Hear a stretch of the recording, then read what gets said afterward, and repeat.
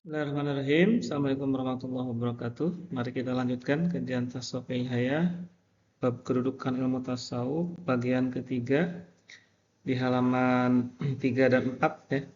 Bisa dilihat dari kitabnya. Wa hadha tathiru lil qalbi yu'rafu bitasawuf bi mustalahil takhliyah. Bi mustalahi takhliyah. Ini mufradatnya.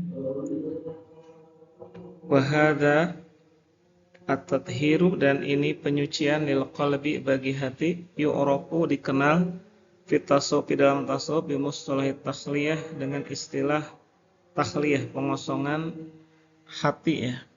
Wa hunaka, dan ada nau'ani, dua jenis, minan najasati, dari najis-najis atau kotoran, allati qad tulawisu, yang sungguh bisa mengotori al-qalba, kepada hati.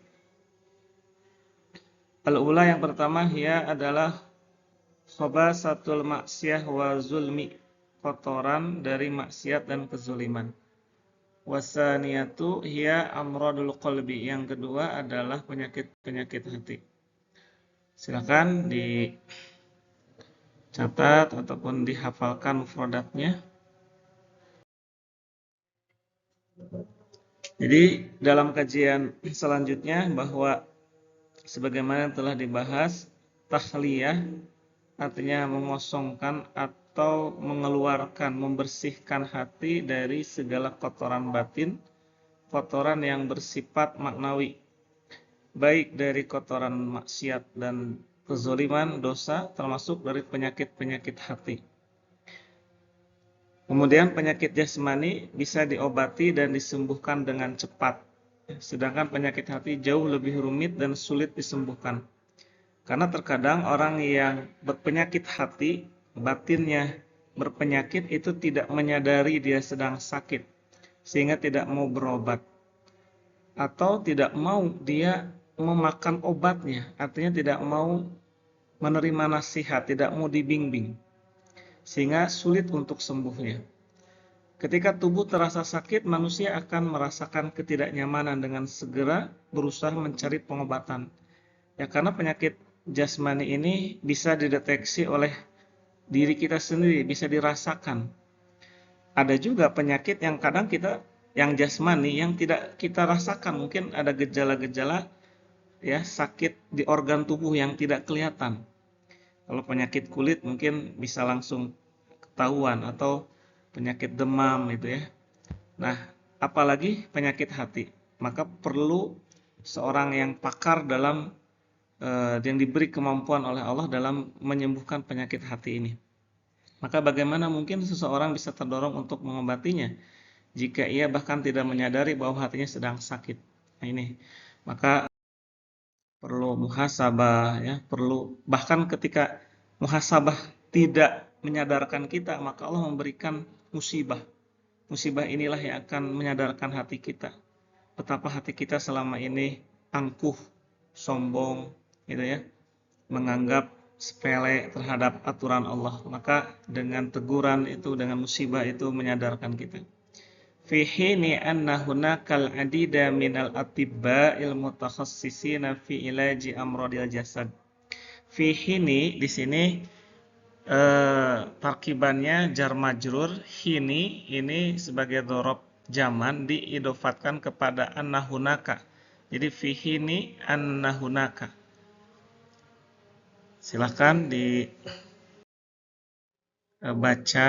mufradatnya. Fi hini anna hunaka, pada waktu atau pada saat bahwa, hunaka di sana, al-adida minal atibba, ada banyak dari para dokter al-mutakhassisin yang spesialis ahli, fi ilaji amradil jasad, dalam mengobati penyakit jasad. Fa inna ilaja amradil qalbi, maka sesungguhnya pengobatan penyakit hati, yastalifu tamaman, berbeda sepenuhnya, berbeda dengan penyakit jasmani. Pannasu qad yubdiluna, maka manusia bisa jadi dia mengorbankan, mengeluarkan amwalan ta'ilatan, harta yang banyak, yang besar. Untuk apa? Ya untuk berobat tadi. Wa yudhahuna bil kasir, dan berkorban dengan banyak, minat tokoh dari energi atau tenaga, li ilaji amradil jasad, untuk pengobatan penyakit-penyakit tubuh. Bahkan bisa jadi orang sakit kanker atau sakit tumor harus menghabiskan uang ratusan juta atau 1 miliar. Ya, ini untuk kesehatan fisiknya, apalagi kesehatan ruhani kita, kesehatan kolbu kita yang dampaknya akan abadi sampai akhirat. Kalau di dunia sakit, maka di akhirat celaka. Nauzubillahi min dzalik. Maka terjemah bebasnya, sementara itu ada begitu banyak dokter yang ahli dalam mengobati penyakit jasmani, namun pengobatan terhadap penyakit hati sangatlah berbeda. Artinya, yang ahli dalam mengobati penyakit hati itu sangat sedikit yang pakar. Manusia sering rela mengeluarkan uang dalam jumlah besar dan mengorbankan banyak tenaga demi menyembuhkan penyakit tubuh, bahkan jika harus pergi berobat ke luar negeri. Ini fenomena ya.